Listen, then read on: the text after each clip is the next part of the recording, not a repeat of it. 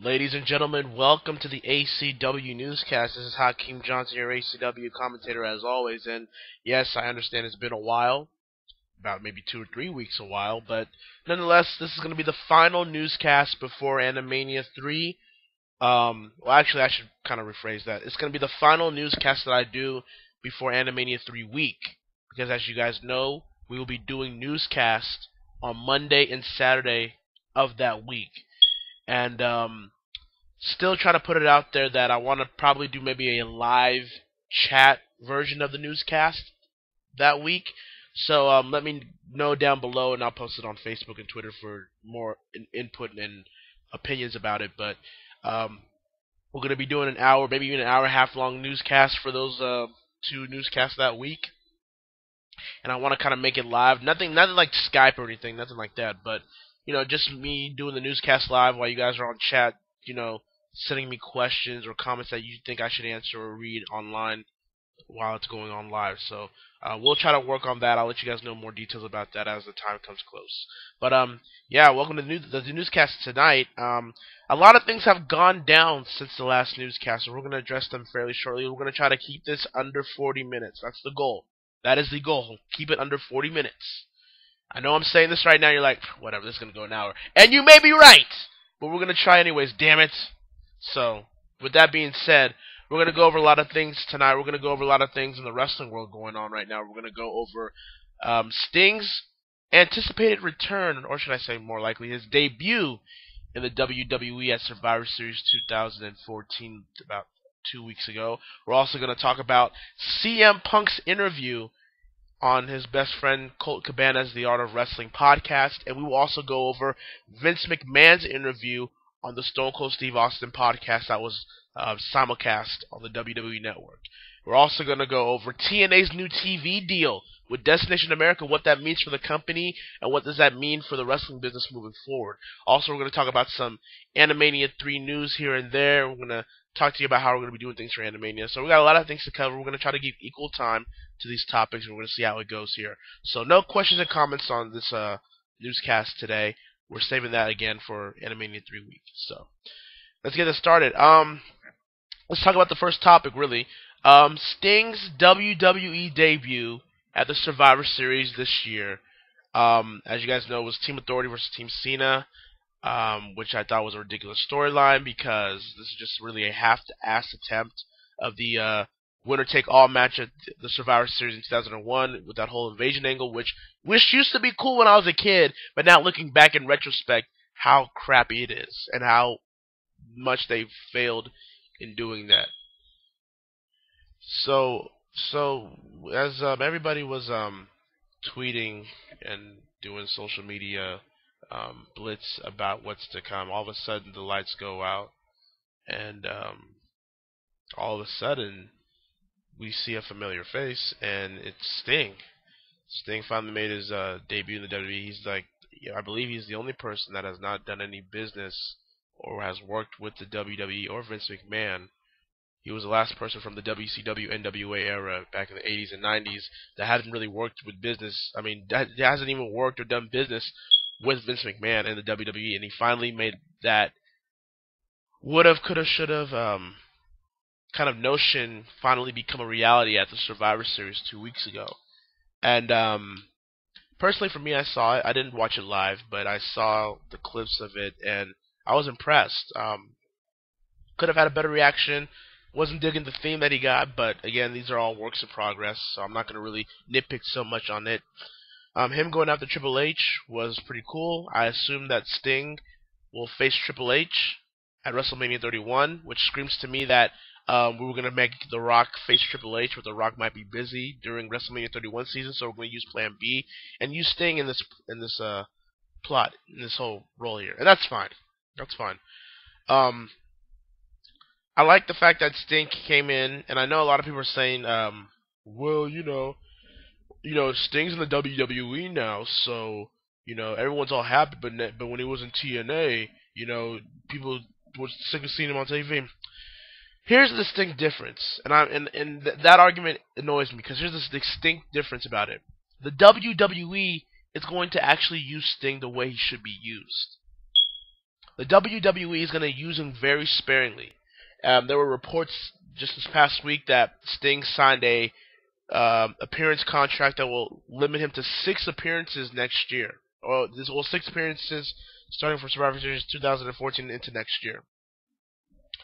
So he's already wasted one of them at the Survivor Series, so he's got 5 more left. That's the report that's coming out with Sting's contract. So the WWE is going to be careful in how they use Sting. If they're going to really use him to face Triple H, they're going to use him very carefully in how they're going to implement him into the program. They're not going to be like TNA, where for years and years and years, Sting was the centerpiece. Sting was the top guy. Sting was always going to be world champion. He was always the go-to guy. He was the Cena, ironically. He was the John Cena of TNA at a point. You know, you had the AJ Styles and the Samoa Joes and the Christopher Daniels and the Motor City Machine Guns and the Bobby Roodes and the James Storms, the Magnuses later on. You had all these guys. All these guys you can see that could be top tier level guys that can carry the company as a fresh face for your company. And you kept going back to the old well that was Sting. You kept using him too much. You kept overusing him. Sting wasn't promoting or even producing the match that he once was known for. Him leaving TNA was pretty much a good sign for both parties involved, and now he's coming to the WWE, which I believe he deserves. I think Sting is gonna really come in there, obviously for one, to be inducted to the Hall of Fame. Let's be honest here. That's kind of what the deal is with this thing here. Sting's probably gonna be inducted next year, if not the year after that. Also, he's got a Legends deal, so you're gonna see a lot of merchandising. You're gonna see a lot of DVDs for him. You're gonna see a lot of things with the Sting brand for the WWE. And 3, I really think that he wants to be a person that wants to say that he at least did something with Vince McMahon for after all these years of not doing it. And in a way, I kind of appreciate the fact that Sting never did anything with Vince McMahon before, 2 weeks ago, because it was the enigma. It was that one constant. It was that just one thing about him that made him unique, that made him different, that made him somebody that you can really relate to. So I think Sting deserves not only the accolades he's going to get, the promoting he's going to get with the WWE, the Hall of Fame induction that is coming, he also deserves to have at least one WrestleMania match before he calls it quits. And I think he deserves that moment, that WrestleMania moment that a lot of people have gotten over the years. So I'm excited. I'm excited to see where Sting goes from here. People are saying that this is going to be an awesome run for him. Calm down there. Let's not get too carried away, because, the WWE hasn't been all that particularly good when it comes to their part-timers and how they use them. I mean, you have great ones, you have good ways of using them like The Rock, and then you have some like Brock Lesnar. Just my opinion. So the jury's still out of how they're going to use Sting, and if this WWE run of Sting is going to mean anything or do anything long-term. We'll see. Only time will tell. So I enjoyed Sting coming into the WWE, and I think it's long overdue, well deserved, and we'll just see how it progresses. Now, that was the biggest news item at that time. And then last week, as the days are starting to roll on, all of a sudden now, CM Punk finally speaks. CM Punk finally talks about why he left the WWE in January. And he did it on the Art of Wrestling, his friend Colt Cabana's podcast. And I gotta be honest, I listened to that podcast, that interview, at least 10 times. I know I listened to it at least 10 times, the whole thing. And for the record, let me preface by saying this. I have followed CM Punk since back in the TNA/IWA days. When I was really following CM Punk when he was feuding with Raven back in the IWA, and then he continued with the Gathering in TNA around 2003-ish. And then obviously I followed him to Raw, Ring of Honor, and then obviously with the WWE. So I've been following CM Punk for a while. He's one of my favorite wrestlers, or was one of my favorite wrestlers of the modern times. So with this interview, a lot of things that he said I agree with. A lot of things that he said I can really just say, yeah, you know what? He's right. How can they do this? How can they think that? And then there were other times where I was like, that's some BS. Or there was some times where I thought, he can't be fully telling the truth. Like, he's kind of over-exaggerating there. So let me just kind of give you like a Cliff Notes version of what I thought about the whole interview. Let me address the fact that he talked about the fact that he had all these ideas during the summer of Punk in 2011. He had all these ideas to make him unique and to get the WWE more socially relevant, more money in the end of the day. He was talking about how he wanted to wear wrestling shorts and have sponsors labeled on them, and Vince McMahon rejected the idea. And yet, a year later, Brock Lesnar comes back, and he's doing the same thing CM Punk suggested he should do. Or CM Punk brought up the time that he could go to a UFC event where Chael Sonnen, his friend, was fighting, and get some last-minute buys for the Royal Rumble, and how that he, being the WWE champion at a UFC event, was going to attract buzz, social media blaze, all that stuff.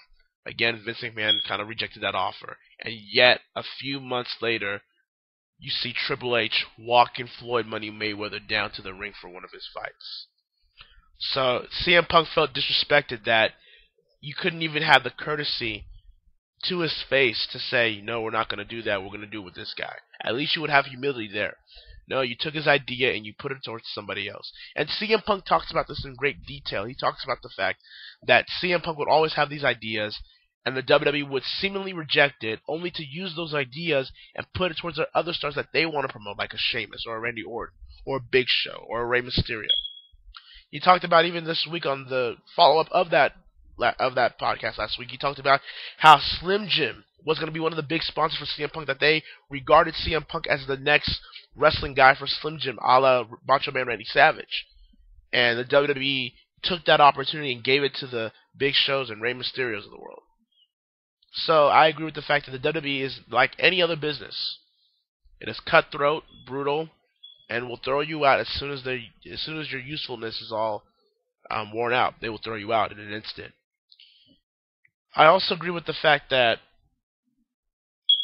the WWE doesn't really care about their employees. They only care about what they produce in the ring and what it comes to with profit. CM Punk talked about how he was hurt a lot. He talked about how he would have concussions and he would have nagging injuries that he needed to fix, and that Vince McMahon would immediately call him, not letting him rehab correctly or for a long period of time. And that Vince McMahon would call him up to appear on TV and do house shows still. It was getting to the point where even CM Punk described that he was dry heaving in the house show circuits. So and you can tell like in the last year that Punk was in the WWE that he looked fragile. Let's be honest. He looked fragile, he looked weak, he looked tired, he looked broken down. He looked like he didn't want to be anywhere near a wrestling ring. That's how it came off to me, at least. You can just tell. So, and the fact that how you had the doctor to try to give him antibiotics when it could be a staph infection that could really kill him if they hadn't treated him any sooner when he eventually left. That's negligence, and we are supposed to trust these doctors to give us the right medicine and the right rehab advice to heal up quicker and heal up better. And we're trusting their oath. And yet most of these doctors today really don't care or really aren't qualified upon that oath. They're only there to profit from the insurance company. Well, let me not get into that. That's going to take us to a whole other left field. So we'll drop that from here. But now one of the things I kind of disagree with him about was he talked about how WrestleMania is a draw, not a part-time draw. And I got to call CM Punk out on this. You're telling me that at WrestleMania 28, that The Rock in Miami, let's be honest, The Rock in Miami wrestling for the WWE Championship, you're going to tell me that wasn't the draw, the extra draw that WrestleMania got when it made all that money from WrestleMania 28? Are you really being serious here? You're telling me that your match with Jericho was the draw? Or Brock Lesnar's match with Taker's match with Triple H? Let's be honest here. The draw at WrestleMania 28. Yeah, WrestleMania is a brand itself. It draws within itself. Yeah, you are absolutely correct. But the big draw, the reason why it made those extra buys, those extra profits at the end of the day was because The Rock was going to make his in-ring return after 7 years of being absent, after 7 years of not being here, wrestling for the WWE Championship against one of the most hated personalities in wrestling history, John Cena, in his hometown of Miami, in the main event.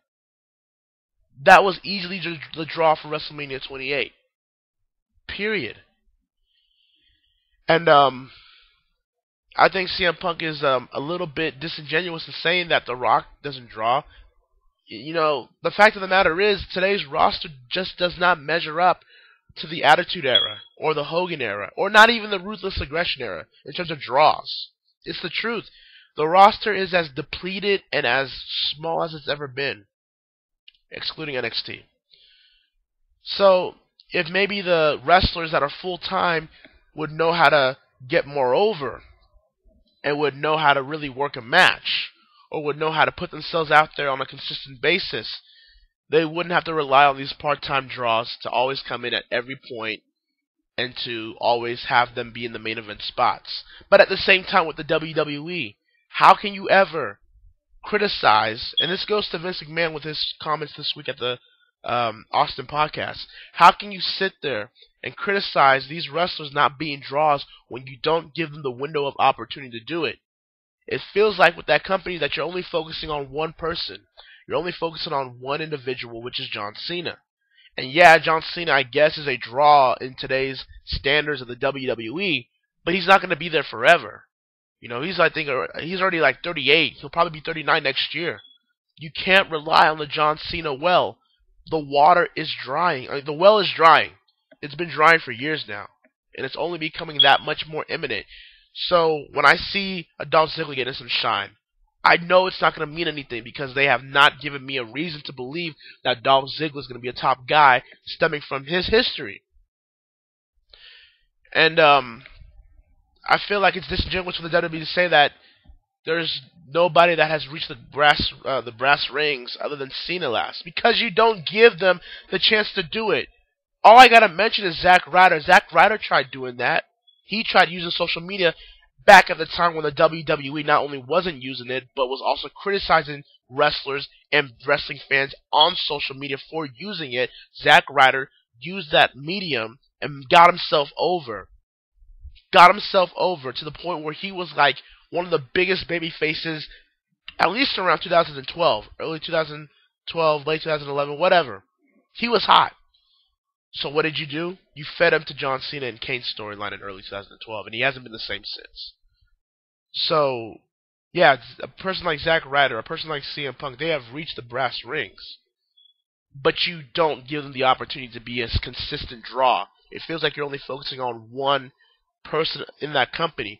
Back in the Hogan era, you've had Hogan, you had Savage, you had Andre the Giant, you had Jake the Snake Roberts, you had Ted DiBiase, the Junkyard Dog, you had tag teams like the Hart Foundation, you had the Road Warriors, you had the Steiner Brothers, you had the Rockers, you had all these implements, the British Bulldogs, you had all these great talents, these big draws in their own right, where if somebody was able to not do their job, another guy can step into that spot and still keep the company going. Hell, you had that with the Attitude Era. You know, Stone Cold Steve Austin, The Rock, Triple H, Undertaker, Kane, Mankind, later on, Kurt Angle, Chris Jericho, Eddie Guerrero. You had all these talents that can still keep the monster going. That is the WWE if one of them fell. Like when Austin was injured in 2000, the company was still profitable. Their most profitable year yet when The Rock had to take over that spot. The WWE still kept going. We're still doing numbers in the ratings. We're still profiting with their money and their merchandise and their revenue. All parties involved. So you can do it, but you refuse not to do it because you are in the safe, corporate, watered-down status quo environment where you don't want to anger the shareholders that much, but you just want to make enough money to, you know, get by with paychecks. You know, it goes back to CM Punk's promo back in 2011 in June. Vince McMahon is a millionaire that should be a billionaire, and that pipe bomb promo gets more relevant by the passing year. Period. You know, so CM Punk said a lot of things that I agreed with, and some things that I didn't agree with. Like sometimes CM Punk, the way CM Punk came off, I'm gonna be honest with you. Sometimes he came off as whiny. Now, does he have a legitimate reason to be bitter? Sure. Is CM Punk in his own right to give his opinion in his own side of the story? Of course he is. However, there is two sides to the story. Now, I do buy a lot of things that CM Punk said, but at the same time, I don't. It sometimes felt like CM Punk was just speaking just to rattle our brains, just to get the IWC to side with him, because he knows that the IWC, at least some people in the IWC, will react to what he was saying. But as much as I am a CM Punk fan, that doesn't mean I'm jaded. That doesn't mean I'm really blinded about what he was saying. There were some things I just didn't agree with. Like with the Ryback situation. Yeah, Ryback was a dangerous worker. Ryback, wasn't at that time ready really to get that spot, even though you had no choice but to go with it, even though you put him to that spot that he was not ready for. But at the same time, CM Punk should have had enough sense to use his own accountability to say, you know what, screw this, I am not working with Ryback. Especially when he did it the second time. The second time the next year. You knew that you were hurt by him. You knew that he was a dangerous worker. You knew that for your own well-being that he was going to probably hurt you even more. And you decided to just roll along with it. You should have just blew the fucking wall down and just said, no, I'm not doing this. I'm not doing a program with this guy that almost tried injuring me. The reason why I had an MCL and ACL last year. But CM Punk didn't do that. And also, you got to also call out the fact that, he doesn't like the wrestling business now, that he's closing that chapter. He's moving on from wrestling. He's doing his own thing, which I'm fine with. Kudos to CM Punk. I'm still going to follow him. Still going to, still look at his upcoming work, I guess, with Marvel. But the question has to be asked. If you don't care about wrestling anymore, if you're trying to move away from wrestling, then why not call yourself Phil Brooks? To sit there and say that the wrestling business didn't really do anything to you, to sit there to say that wrestling, the wrestling fans or the wrestling business or the WWE didn't somewhat made you who you are today is ridiculous. And in a way, a little disrespectful. Because if you really feel that way, why are we still calling you CM Punk? Why are you still addressing yourself as CM Punk? Why not go by Phil Brooks if you're going to close that chapter of your life? Because the fact of the matter is, nobody would give a shit. The fact of the matter is, if you were Phil Brooks, nobody would care as much as if you were CM Punk. And that's just the fact. That's just the ultimate fact. It's the reality of it. So it was a good interview. I liked it. He said a lot of things that I agree with, like I said, and he said a lot of things that I didn't agree with. But a great listen. If you haven't listened to that interview with the Art of Wrestling on Colt Cabana's podcast, go do it as soon as possible. If you really haven't already, you really should listen to it. It's a good listen. It's a good introspective of what the WWE and what the man CM Punk is. But also, I want to talk about Vince McMahon's interview on Stone Cold Steve Austin's podcast as well.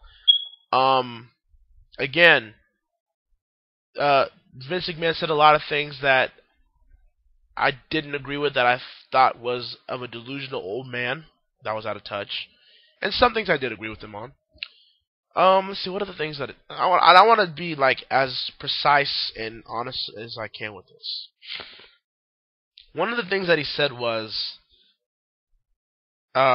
he's looking for a guy with charisma, mic skills, entertainment ability, and someone that connects with the audience. Which is fine. I agree with that. As you guys know, I am a pro wrestler. I've been doing it for 2 years now.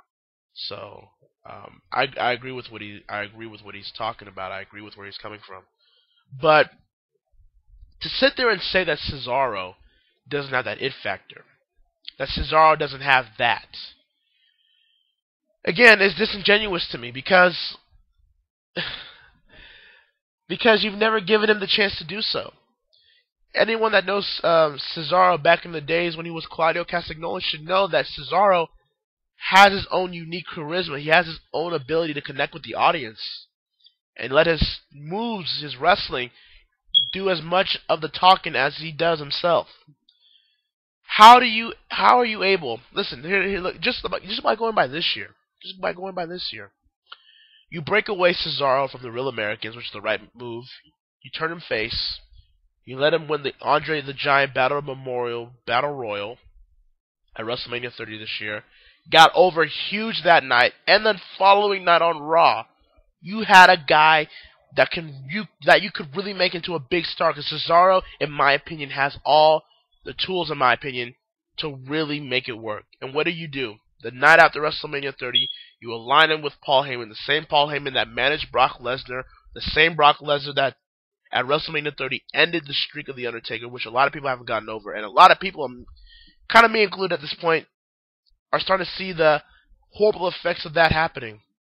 Was the streak really ending really worth it at this point? You got to think about that now. But so you do all that. You put Paul Heyman with Cesaro, knowing that you're trying to turn him face, but you give him Paul Heyman.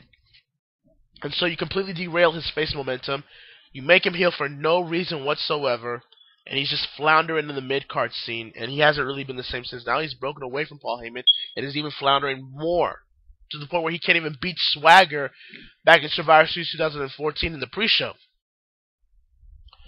So how can you say that Cesaro doesn't have it if you can't let him showcase that it factor towards the people? Because obviously the people can see it. You know, people can see what Cesaro can be. You just got to give him the chance. But why? Because he has no charisma. He doesn't have the mic skills, or he's Swiss. Come on, that's ridiculous. That sounds like an old grandpa telling you to get off my lawn, telling you, "Oh, back to the old days. It used to be that." Well, it's not the old days anymore. And people need to understand that it's 2014. Times have changed.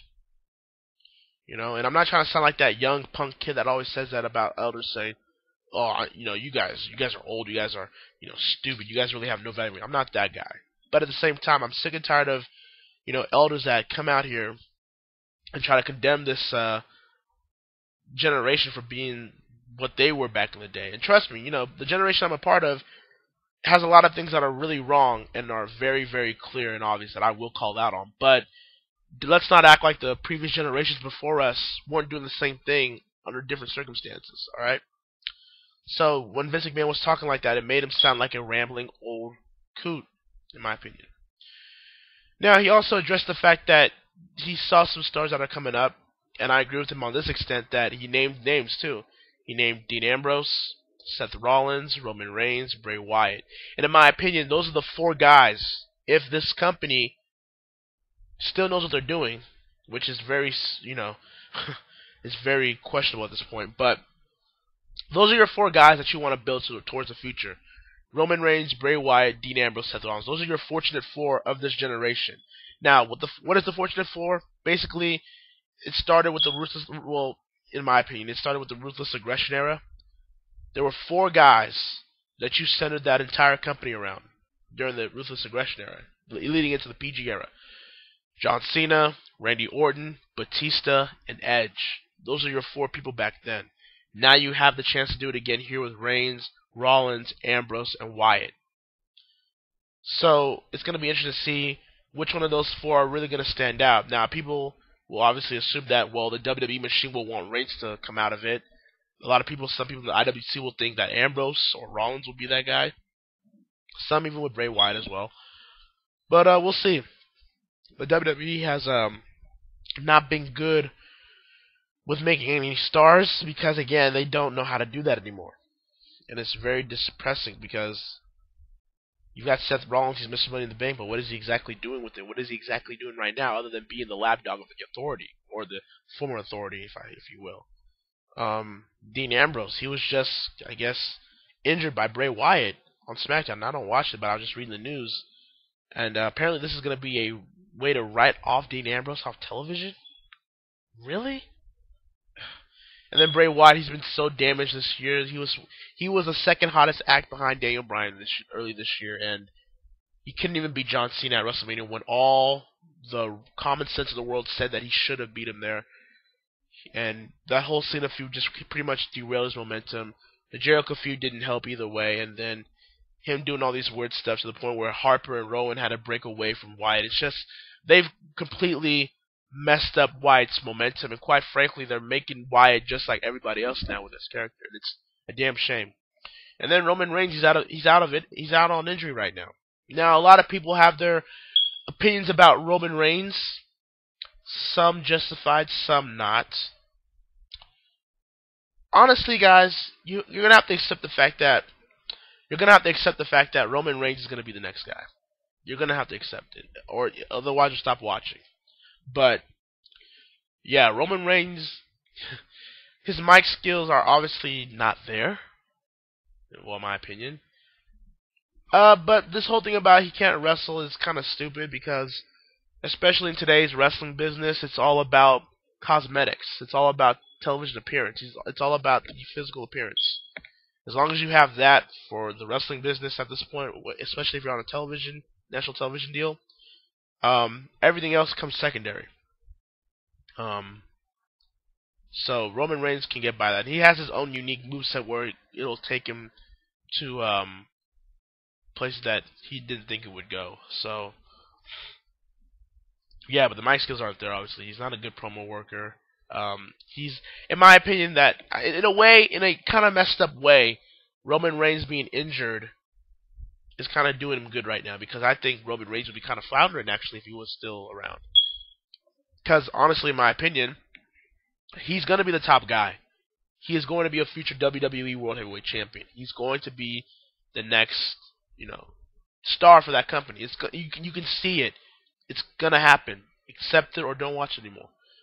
But he's not ready right now.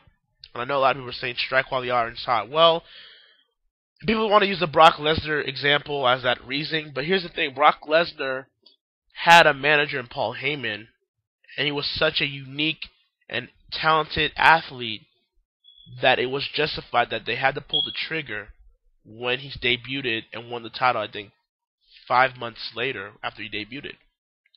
So you had to do it there. But with Roman Reigns, he doesn't have those intangibles anymore. Well, I'm sorry. He doesn't have those intangibles that Brock Lesnar did back then. So, as much as people want to say, well, you got to make him champion by WrestleMania 31 next year, I think that's the wrong move. And who are you going to make him face? Brock? I can guarantee you right now that the crowd's going to cheer Brock over Roman Reigns. Who, against John Cena? Which is fine, which should be the end game of this whole thing when he becomes champion, but one, do you think Cena's going to lose? Let's be honest. And two, do you think Roman Reigns is even ready for that spot by next year? I see Roman Reigns being ready eventually to be the top guy. He will be a future WWE champion. I just don't see it right now. I think doing it now won't come as a push for him. It's going to come as a force.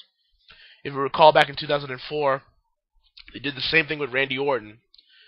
Randy Orton was just relatively new to the company, and they were forcing this guy. He said, everybody said that this is going to be the guy from Evolution, even though Batista ended up usurping him. But still, people were saying that, Randy Orton's the guy. He's the future. And they were pushing him. They were pushing him to that point. They were pushing him to that point where he's going to be shoved down your throat. And that's what they were doing in 2004. Especially when he won the World Heavyweight Championship from Benoit. So that wasn't a push. That was a force. And in a way, they might be doing the same thing with Roman Reigns if they're not careful.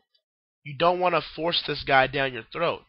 You don't want to force this guy down people's throats, because people will start to resent him and reject him like they did with Cena, like they did with Orton in 2004.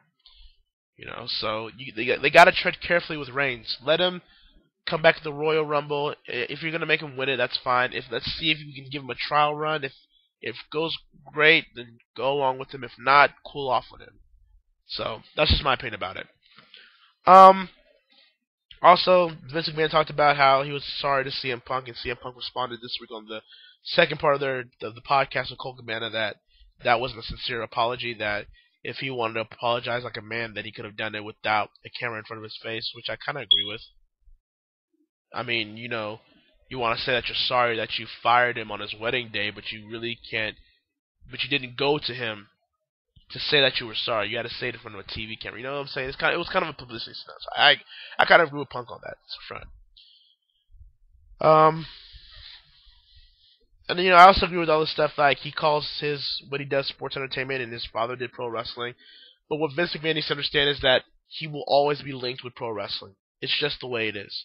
He can label it whatever he wants: sports entertainment, theater, circus playing, circus delay, whatever. He's still going to be associated with pro wrestling. It's just the way it is. But at the same time, I can understand why he's calling it sports entertainment, because he wants to differentiate himself from his father and take it to his own brand. So, that interview with Stone Cold and Vince McMahon, it was interesting. And that could have been in a good way and a bad way, but it was interesting. Some points that I agree with, a lot of things I didn't agree with.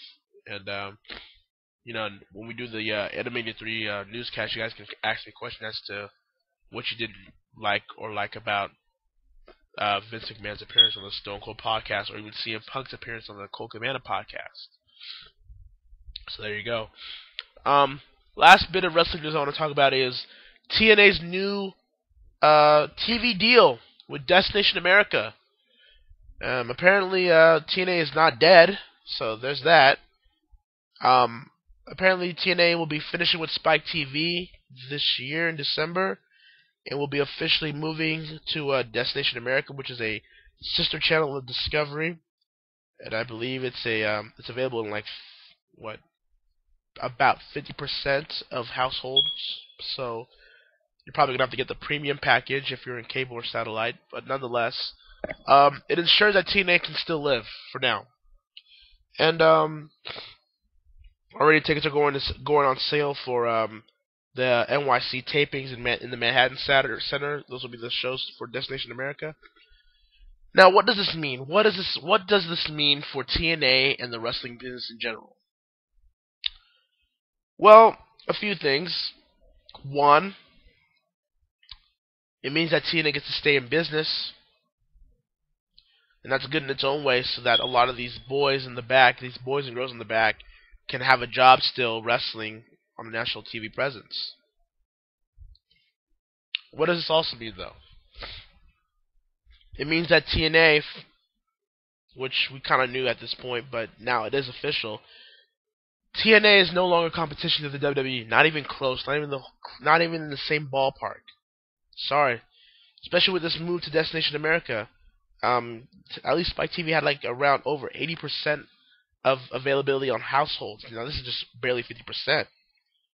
So TNA is going to see some drawbacks. We're going to probably see a lot of talents leave from TNA because they can't afford them. A lot of cutbacks on the production, tapings, what have you. But yeah, this is kind of a little bit of a downgrade. No matter how you want to spin it, it's kind of a downgrade for TNA. They're clearly not in the WWE's radar if they haven't already for years, but now it is just kind of concrete at this point. I don't even know if they're the second biggest national wrestling promotion out there, because they're kind of in line with Ring of Honor at this point with this new deal. But what does this also mean, though? It also means that the WWE won't be a monopoly for now. Because I remember when WCW and ECW closed in 2001, and TNA was just kind of being its own small little regional promotion. The WWE was kind of the only business in town, and it was very obvious that we didn't want that. You always want competition wherever you may be, because competition always makes people better. Always. And again, I'm not saying TNA is competition with WWE. They're not anymore, or if they ever were, but it's just good to see that there are alternatives. There's other ways to get these talented wrestlers and people that are in staff to do work. Because now you've got TNA still around. You've got Lucha Underground making its own following, which I need to catch up on, by the way. You've got Ring of Honor still out there, being like the unofficial buffer for the WWE, really, if you want to think about it. You got New Japan starting to expand their United States forefront. Yeah, especially now with this Wrestle Kingdom pay-per-view with Global Force Wrestling coming up in January that Jim Ross will be commentating on, and the fact that they release New Japan Pro Wrestling World, which is pretty much their version of the WWE Network. So the New Japan is making their expansion too. So there's a lot of things going on in wrestling right now. There's a lot of alternatives there that a lot of fans can watch, and a lot of people inside the wrestling business that are wrestlers or staff can really work upon. That doesn't have to be WWE. So that's good. It's good for the business. So for people that are saying, oh man, TNA's alive, I wish TNA was dead already. I mean, TNA's, this, and that. You can have your opinions on TNA. But at the end of the day, I'm a wrestling fan, not a company fan. I have no allegiance towards any wrestling company. I am a wrestling fan first and foremost. If I see good things from the WWE, I will praise it. Same thing with TNA, Ring of Honor, wherever. But if I see a lot of bad things in WWE or TNA or Ring of Honor or wherever, I'm going to call it out and criticize it, because I'm a wrestling fan and I love wrestling. So, Now, this TNA TV deal, will this do a lot of wonders?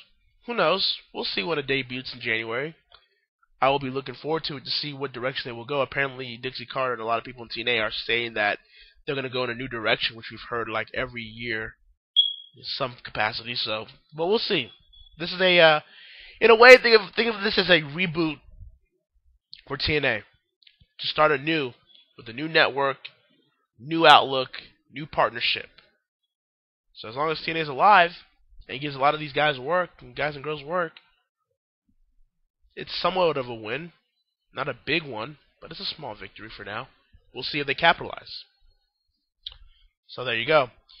And that is 40 minutes. I was going to talk about some Animania 3 stuff, but I will actually save that for the newscast in 2 weeks during Animania 3 week. We will talk about a lot of Animania 3 stuff on those newscasts. So I will save it for that. So there you go. That was ACW Newscast for this week. I will see you guys next week for the final episodes of ACW Excel and ACW Impulse for 2014. And then in 2 weeks we will be on Animania 3 week. Monday, an hour and a half long. There we go. Newscast pre-edition for Animania. Tuesday of that week it'll be the ACW 2014 Hall of Fame ceremony. Wednesday will be the special event, the Super Smash Bros. Brawl for All special event for ACW. Thursday we will be introducing and debuting ACW Direct as our new pre-show program for ACW Animania 3 that week. Obviously, Friday, December 19th will be ACW Animania 3, which will be a 5-hour mega event. I know I said 4 hours, but I just finished kind of post-editing all these stuff. It's going to be 5 hours. About 5 hours. I'm just going to tell you that right now. So, spoiler alert. But I don't think I don't think you guys are going to complain about an extra hour of ACW programming. Let's be honest here. But yeah, it'll be 5 hours. And then Saturday we will do another newscast, another hour-long episode of the newscast with the post-Animania reaction and what will be the future of ACW moving forward. So there you have it. Thank you guys for joining us for this ACW newscast this week. I will see you guys next week with Excel and Impulse, and I will see you guys with a newscast in 2 weeks for Animania 3 week. As always, guys, stay cool. Stay cool. See you guys later.